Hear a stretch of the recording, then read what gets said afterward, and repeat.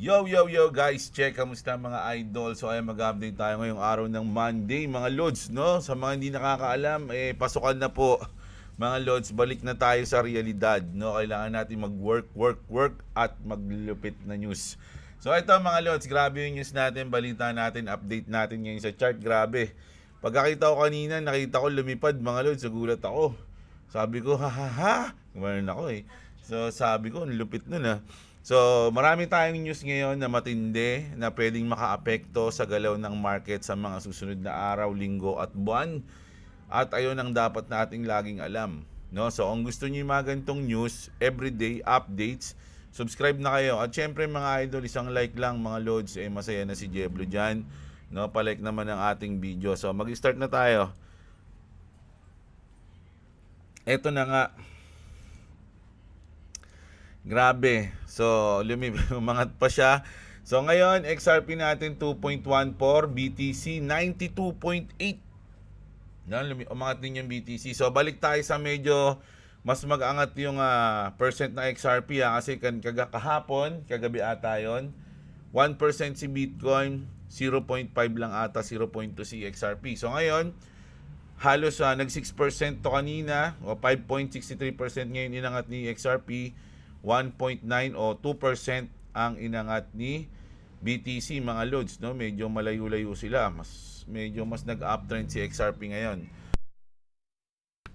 While Solana and Ethereum medyo parehas lang mga loads, no? So grabe, 'di ba?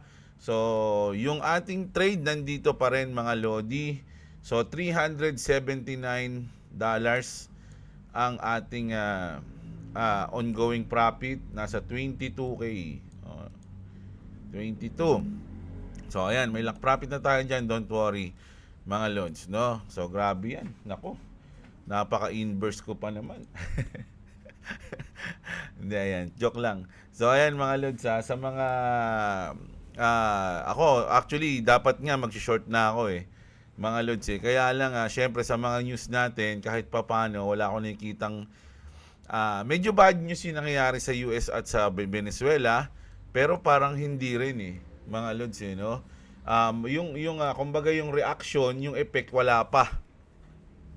Andun pa kasi kung kumbaga hindi pa nila nahuli si yung presidente ng Venezuela, si Maduro. Kung hindi pa nila nahuli, nandun sila sa Venezuela ngayon, nagyayagirahan pa rin sila ngayon. Yun, medyo bad yun sa market sa tingin ko.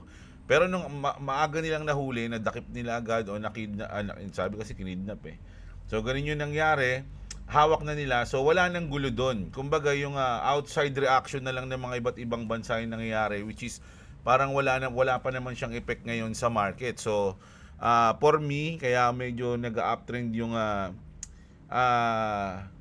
market, no? Dahil hindi sila masyado naapektuhan noon. At syempre, 2026 na.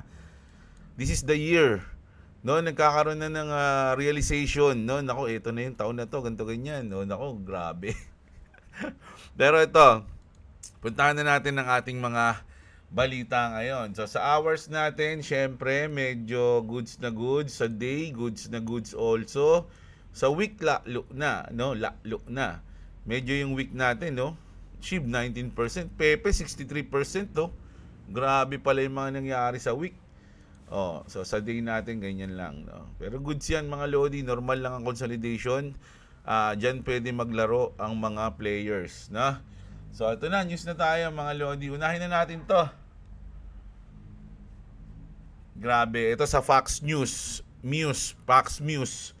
Sabi, since America claimed to be the country who is always doing the right thing, we will follow their example in Venezuela and extract Taiwan's President Lai and his wife to face justice in Beijing. So, gagayahin daw ng China. So, syempre, medyo, siguro joke lang to pero kung gagawin to, kasi yung dadahilan ng China, ginawa niyo yan. Kayo yung, di ba? Pinapalaw lang namin yung diskarte nyo, magaling kayo. So, dapat, kayo yung susundan namin. So, dahil ginawa niya yan sa Venezuela, president at yung asawa niya, gagawin din namin sa presidente at asawa ng Taiwan. No, kulit, 'di ba? Pero eto mga lods, na Ito yung sinasabi natin na medyo ah, ginugulo, no? Kumbaga, hindi natin alam talaga kung ano yung plano ni Trump eh. Pero sabi dito, 98% of people will lose everything in 2026. Global market collapse is coming. And what's happening right now is truly shocking. Most people are blind to this and they'll regret ignoring it when it's too late. The recent attack on Venezuela has nothing to do with Maduro or their oil reserve. It's all about China. So sabi niya dito mga idol, medyo na ano ako dito na curious din ako dito kaya sinama ko yung news na to. Marami nagsasabi yung oil. 'Di ba? Ayun din yung sinasabi ni Trump eh. Gusto niyo yung oil? Benta ko sa inyo. Ganun yung sinasabi niya, no? Pero diversion lang daw 'yon. Dahil Venezuela holds the largest proven crude oil reserve on earth, roughly 333 billion barrels. So ayun yung hold nila na oil, 'di ba? Pero mga idol, hindi talaga yun yung ano, kumbaga inunahan nila yung China, no? Kasi China is Venezuela's prime customer, buying 80 to 85% of its total crude exports. Kumbaga, ang bumibili ng oil, mga lodi, ng Venezuela is China. 80 to 85% ng oil ng Venezuela, ang China yung bumibili. So kung sasalakayin mo yung Venezuela, maapektuhan yung China. 'Di ba? So sabi dito, cut Venezuela off, no? Kumbaga, kung kinat mo yung Venezuela and you choke China's cheapest energy supply. Kumbaga, yung pag-atake sa Venezuela, parang ang tinamaan ng malaki din is yung China. That oil isn't just fuel, it's leverage, mga idol. Kasi sa US na ngayon yun. Di ba? Kaya pala ang sabi ni Trump, gusto niyo yung oil, bilhin niyo sa akin. Ganun yung mangyayari. Mga loads, di ba? After yesterday's events, US influence over Venezuela's oil asset will increase, directly hurting China's access to discounted energy. Kasi murang nabibili ng China yung oil ng Venezuela, mga lodi. No? Mura nila nabibili yun. Direkta kay President Maduro. Nakalimutan yung pangalan. Di ba? So, parang halos China yung nagpapayaman kay President Maduro na yun, no? But this didn't start now, sabi niya. The US has been systematically working to cut off cheap oil flows to China across multiple regions, no? Kasi bumibili yung China ng murang oil, hindi lang sa Venezuela, multiple region bumibili siya. No? In 2025, Washington escalated pressure on Iran and surprise, no? Sabi rito, no? Nung sinakop nung nung pinressure ng US yung Iran, mga lodi, nalaman nila na China is Iran's largest oil buyer. So bukod sa Venezuela, mga lodi, na kinukuhaan ng cheap oil ng China, ganun din yung ginagawa ng China sa Iran. So inano ng ano yun, kumbaga binanatan din ng US yun. Same playbook, different country. So ang inaatake pala ng US ngayon yung mga pinagkukunan ng supply ng China. This isn't about stealing oil, it's about denial. Deny China. Cheap energy, mawawala sa China. Reliable suppliers, mawawala sa China. Strategic footholds in the Western Hemisphere, maapektuhan yun, no? Mawawala rin sa China. According to opposition sources, Maduro's exit wasn't a sudden collapse, it was negotiated. No, kumbaga negotiated daw yon. And what's even more interesting, the attack happened exactly as China's official arrived in Venezuela for talks. Eto mga lodi, facts to. No, nung pumunta yung official ng China sa Venezuela, ayun din yung araw na inatake ng US yung Venezuela. Nung oras na nagpunta dun yung officials ng China para makipag-usap. That timing isn't accidental, it's a signal. Now all eyes are on China's response. Starting January 2026, China has already imposed restriction on silver exports. Nabalita natin yan, di ba? A critical industrial input. That means the next phase could be resource for resource bargaining na yan, mga lods. No, ganun na yung mangyayari. No, kumbaga, nilak ng US yung China, nilak ng US yung oil sa China, nilak naman ng China yung silver para sa US. Parang ganun. Venezuelan oil may become a negotiation chip. And what if talks fail and China retaliates? So, pwede naman ganun din. Kumbaga leverage na ng US yung oil eh. 'Di ba? O sige, kung gusto niyo bumili ng oil, edi i-open niyo yung bilihan ng silver sa inyo, parang ganoon. Huwag niyo i-restrict. Paano kung hindi pumayag yung China? 'Di ba? Hindi. May makukuha pa kami ng oil sa Pilipinas. Sasakupin namin yung Pilipinas. We could see a repeat of quarter 1 2025 when global markets learn how past economic pressure can turn into a geopolitical escalation. It will play out just like before. Oil supply risk, price spike, no? Tataas yung presyo ng langis, inflation rebounds. Stocks emerging markets crack first, global equities follow, no? Talagang ngayon na ata yung black swan. Dollar, short-term surge, currencies crash. Bitcoin and crypto liquidity flash first, long-term hedge later. So ayan na mga lodi, lahat maapektuhan. This is not a normal cycle or a regime change. This is a great power competition moving into the energy battlefield. For most people, it will already be too late when it becomes obvious, no? Position accordingly to survive. So dito kasi sa chart na to mga lodi, kung tutuusin mga idol, 2026 ito talaga yung sa chart na to kasi sabi dito yung A, years in which panics have occurred and will occur again. Ito yung panic. Yung B, years of good times, high prices, and time to sell stock and values of all kinds. At yung B yan at nandito tayo sa B ngayon, mga lodi. Ito daw yung year of good times, high prices, and time to sell stocks and bonds and values of all kinds pala. O, di ba? So, mapupunta tayo doon, mga idol. So, position nyo yung sarili nyo ng malupit. Sabi niya, no? Bago kayo mahuli.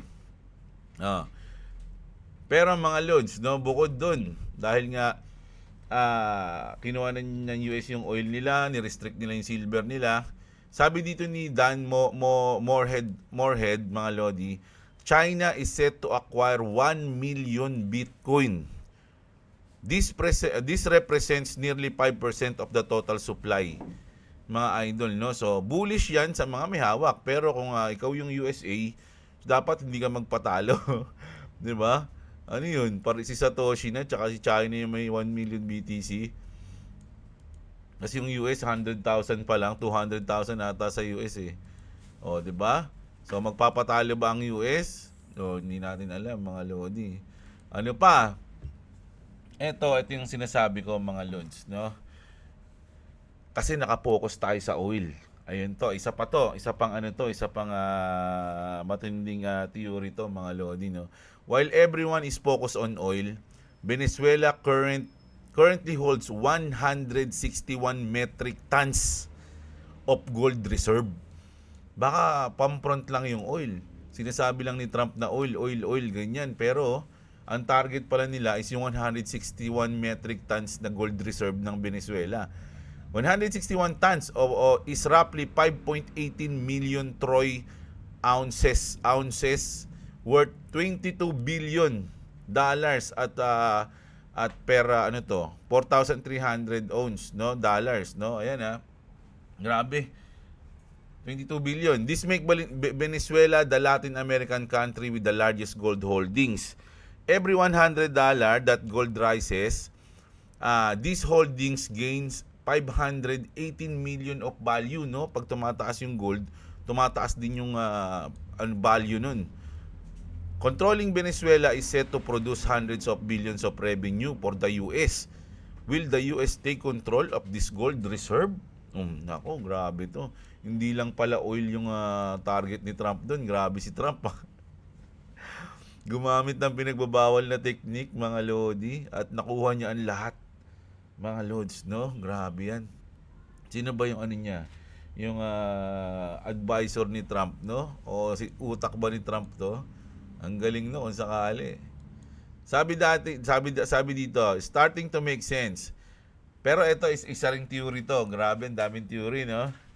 Mga lods, no? So, oil, pag-lock sa China, no? Pag tawag dito, yung kumbaga pag-control sa China, mga lodi, o pag-deny ng mga sources ng China. Tapos gold, no? Hindi lang pala yon. And then eto naman, mga lodi, parang three birds in one stone ang ginawa ni Trump dito pala. Trump and Maduro made a deal. Kumbaga, pinlano na tong pagkakuha sa kanya. Kasi si Maduro, sa mga hindi nakakalam, mga lodi, alaga ng Democrats yan, alaga nila Biden yan eh. Parang gano'n, no? Maduro allows himself to be captured. Sinadya daw yun. And spilled the beans on how Venezuela helped the US Democrats steal the 2020 election. So, kumbaga, sasabihin ni Maduro kung ano yung mga nangyari noong 2020 nung natalo si Trump, no?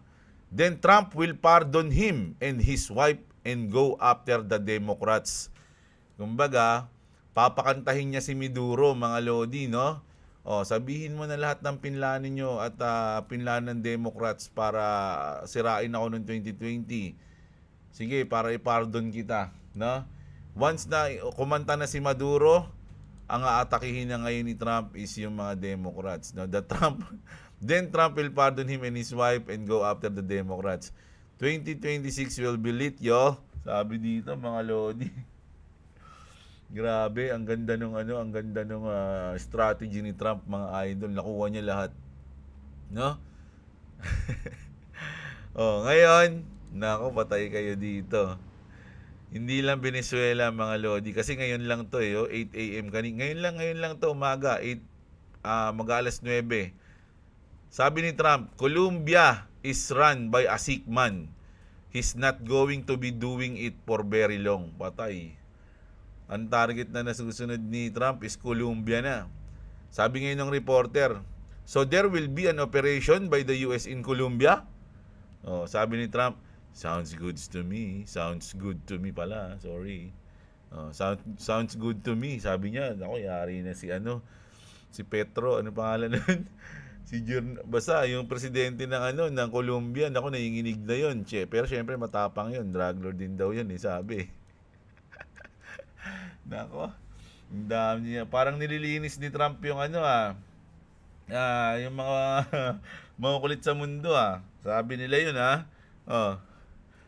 sabi dito, Trump collecting countries like infinite stones. Infinity stones pala, sorry. Infinity stones. Si Thanos pala si Trump eh. Ayan yung ating global news, di ba? Grabe, ang init, no? Ang dami agad theory. Sa global news pa lang natin, mga idol. So, punta na tayo dito. Ito global news din, kaya lang local pala. Local news pala, hindi global news. Sabi sa Every X, mga lord, alam niyo ba yung Every X? Yung Every X is parang parang polymarket, no? Yung tawag dito, hulaan mo kung ano yung mga mangyayari. Sabi dito, at the moment, most users on the prediction app, yung pala, prediction market pala. Prediction market platform EveryX believe no senator linked to the 1.18 billion flood control corruption case will face jail time before the end of 2025. So, kung papanalo na, di ba? So, yung hula nila na walang makukulong na mga, kasi wala may nakulong na ba ngayon? Wala pa ata nakukulong, yung mga pa lang eh. Yung Diskaya pa lang napanood ko na nakulong eh. At sino pa ba iba? O meron na, hindi ko lang kilala. Di ba? So ayan, wala pa yung mga main character, mga idol. Hindi pa nakukulong. Di ba? So ayan, medyo yun, yung sa every forecast real world event. So ayan nag-like ako dito kasi ito yung parang polymarket sa US. So sa atin pala to, yung EveryX, mga idol, no? Kumbaga dito yan sa Pilipinas. Diba? O yan, news na tayo ng crypto natin. Ito, nako, magagalit yung mga nagko-comment sa akin dito ng mga 4-year cycle. Diba? Kasi alam nyo naman yun, baka mas magaling sila sa mga kila Cathy Wood tsaka kila Raul Pal. Diba? Kasi si Cathy Wood tsaka si Raul Pal, sinabi na to, na ang 4-year cycle is over. Di ba? Cathy Wood says Bitcoin 4-year cycle is officially done. Speaking live on Pax, no? Sa Pax News. She suggested the market likely bottom weeks ago 'Di ba? Kumbaga, nag-bottom na tayo nakaraang linggo pa bago mag New Year. The industry is maturing. Digital assets are becoming increasingly institutionalized. As QE, liquidity returns, Bitcoin and digital asset could see powerful upside tailwinds, mga lodi. Nako, magagalit na naman yung mga ano dyan. Nako, magagaling pa naman yung mga idol natin nagko-comment. Paulit-ulit kina-comment yung 4-year cycle. Nas bear market na daw ngayon 2026. Siguro nga mas magaling sila dito kay Cathy Wood. Mayaman siguro yung mga nagko-comment na yun. Sa atin, no? Kasi alam nila yung mangyayari. Siguro mga milyonaryo na yun. 'Di ba? Ito, mga bilyonaryo pa lang naman ata to. O multi-millionaire sila eh. Siguro mas mayaman sila kay Cathy Wood kaya alam nila yung mga ano. Tumigil ka na, Jeblo. Ayan na.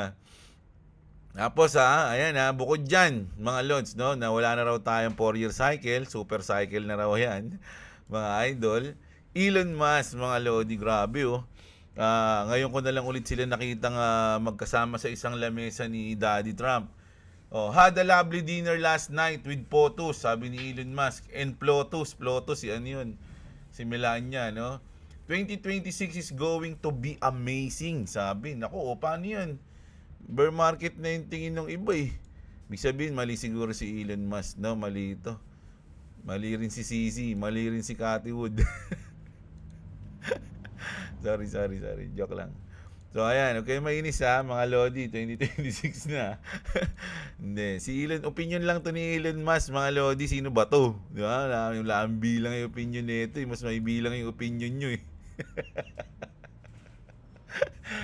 sorry ulit. So, ayan. 2026 going to be amazing, sabi ni Elon Musk. Sang-ayon ba kayo dyan? Yung iba hindi sang-ayon.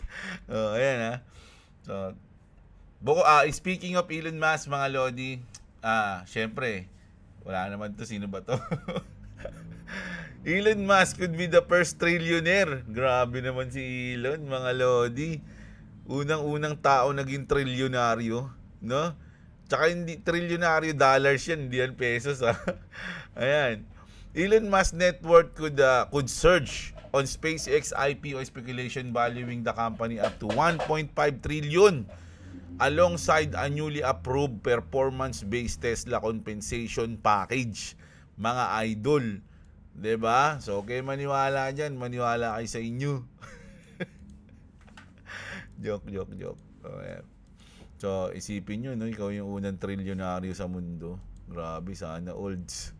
No? Ako, baryanaryo lang ako ngayon, baryanaryo. Isa lang akong baryanaryo, mga lods, Tapos pesos pa. Gravities. Ayan.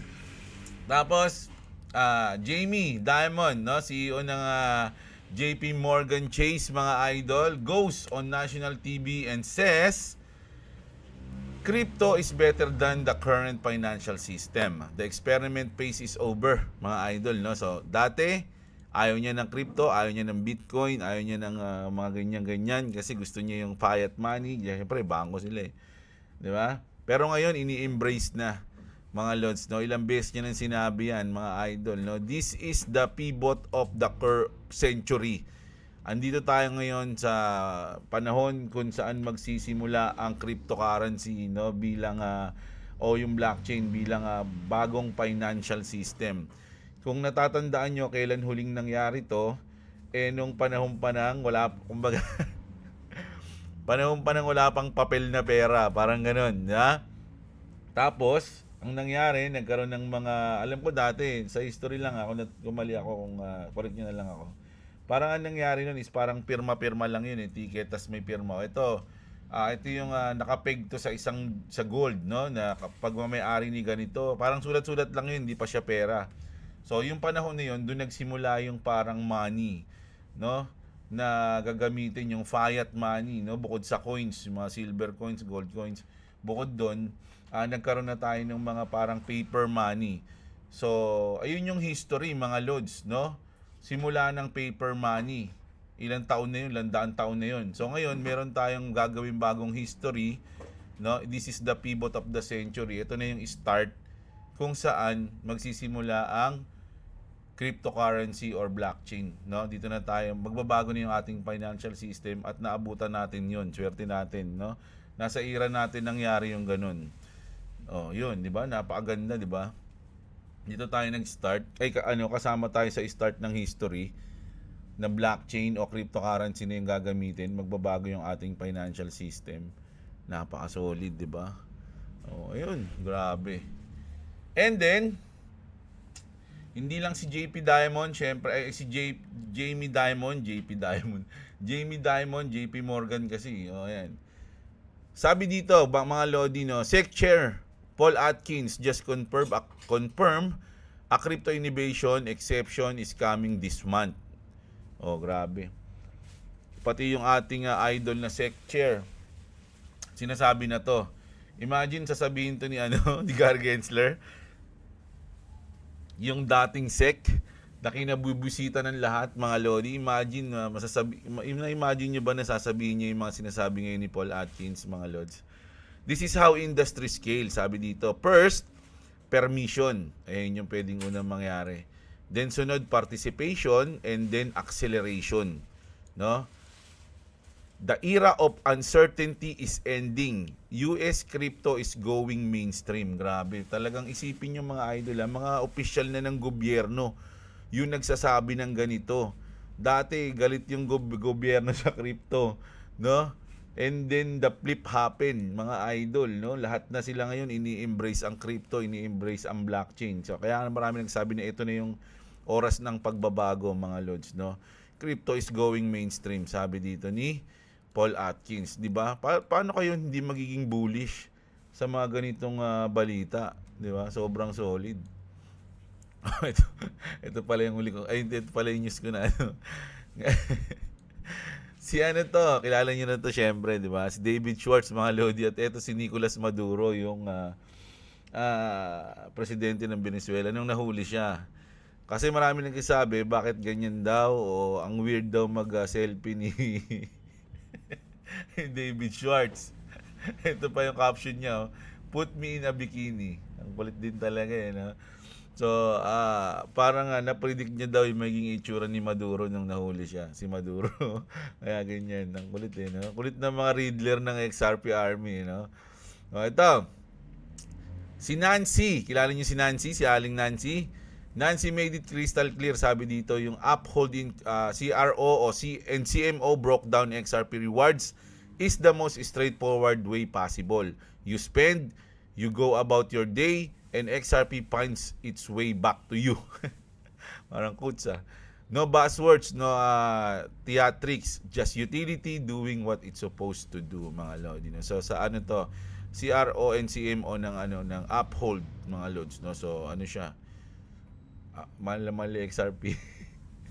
Ito yung last natin na parang pinakamalupit na news to ngayon XRP will become a fully regulated and operational hindi pala, XRP Ripple pala. Ripple will be ulitin natin, take to direct.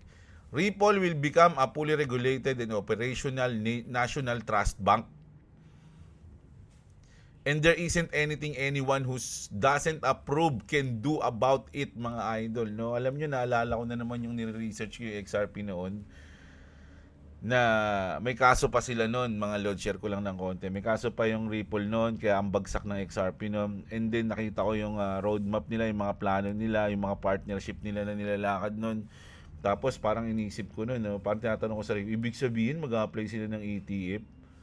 Parang napaka-imposible nun. Ganun pa ng ko nun, yung sinasabi ko sa sarili ko nun. Ibig sabihin mag-apply sila bilang bank? Grabe naman yun, parang kalokohan yun. May kaso pa nga sila Lahat ng mga yon parang sa akin imposible mangyari. And then ngayon nangyari na nanalo sila sa kaso. Nagkaroon sila ng ETF, no? Maraming institution na yung nag-apply ng ETF, yung iba na-approve na. Tapos ngayon, nag-apply sila ng bangko. Sa tingin niyo hindi mangyayari 'yon? Ha? Lahat ng mga pinlano nila nung una na subaybayan kung napanalo nila, kumbaga nakamit nila. Tapos ngayong itong pagiging bangko, wala 100% mga Lodi, sa tingin ko makakamit nila 'yan. Kasi imposible rin yan para sa akin, lahat halos pati dati. Yung mga ETF, yung mananalo sila sa SEC, hindi ako hiniwala nun dati. Kumbaga, ano lang sa akin napaka baba ng porsyento. Pero ginawa nila mga Lodi.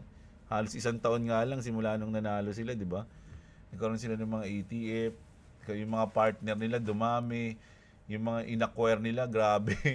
Yung mga inacquire nila, Rails, di ba? Yung, ano pa ba yun, Trust, ano ba yun? Butang, dami sila inacquire. Grabe, kung isipin mo yun dati, nung bumili ako ng XRP, parang imposibleng mangyari, pero ngayon ginawa nila. So, ngayon pa ba ako magda-doubt sa kanila na magiging bangko sila, magiging trust bank sila? Ginawa na nila lahat ng mga akala kong imposibleng nilang magagawa. Di ba? So, para sa akin, tama yung sinabi dito. Who doesn't kumbaga, and there isn't anything anyone who doesn't approve can do about it, mga Lodi. Wala na silang magagawa. Magagawa at magagawa ng Ripple yan.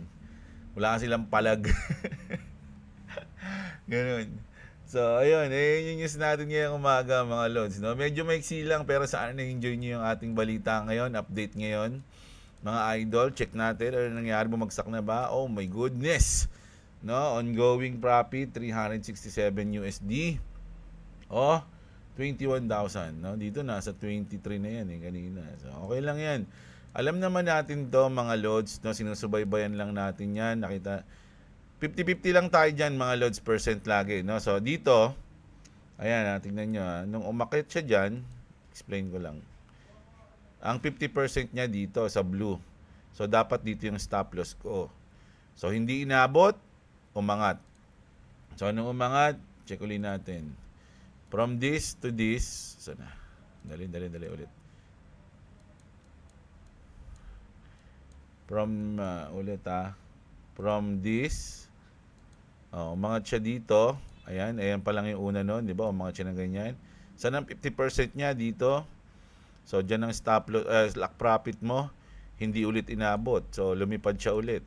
So, lilipad ulit to, mga Lodi, kasi hindi pa natin alam kung ito na yung pinakatok-tok niya no? So, kung lilipad ulit yan, halimbawa, umangat siya dito ulit. Ganyan, no? Gumanyan siya. Diba? So, ang susukatin mo na yan ulit, dito na. From this to this, dito na yung lock profit mo. Ganun lang yun, mga idol, no? Basic lang, basic math lang. Hindi naman ako magaling mag-trade mga idol di ba? Pero at least pinapakita ko sa inyo yung trade ko every day kung meron akong position. Di ba? Tapat tayo diyan, hindi tayo nagtatago ng diyan, mga Lodi. Nakikita niyo yan every day sa lahat ng mga nanonood sa akin, di ba? Open yan Open book naman tayo, what you see is what you get. Kung hindi niyo ako gusto, okay lang 'yun. Hindi ko rin kayo gusto, hindi ko makakilala Para si malupitan lang. Parang si malupitan lang no? So, ayan, mga Lodi. Pero sa lahat ng nanonood sa akin, everyday, no? Yung mga Jeblo Natics dyan. Love ko kayo lahat, mga idol, no? Everyday ako nag-update para sa inyo. Sa mga ayaw sa akin, hindi ako nag-update para sa inyo. Dun lang sa mga gusto sa akin. So, ayan, kita-kits tayo, mga Lodi, mamayang gabi. Basta tayo ng comment kayo dyan. Love you all, mga Lods. Huwag kayong mag-alala. Ngayong taon na to, talagang magiging active tayo pag-update everyday. Kasi mukhang maganda yung magiging taon natin. Maraming news No, so, kailangan hindi tayo magpapahuli. Sa mga gusto ng ganitong content, everyday, updated kayo, subscribe na kayo. Like nyo yung video. Check nyo yung mga link, yung mga description dyan sa baba, mga Lodi, makakatulong sa inyo yan. No, lahat ng mga link dyan sa baba ng description natin. So, ayan, kita-kits tayo. Maraming salamat sa mga nanood. Magandang araw sa inyo, mga kapatid. Kita-kits tayo mamayang gabi. And, sino to? Si Roy Mustang pala yan. I love you all.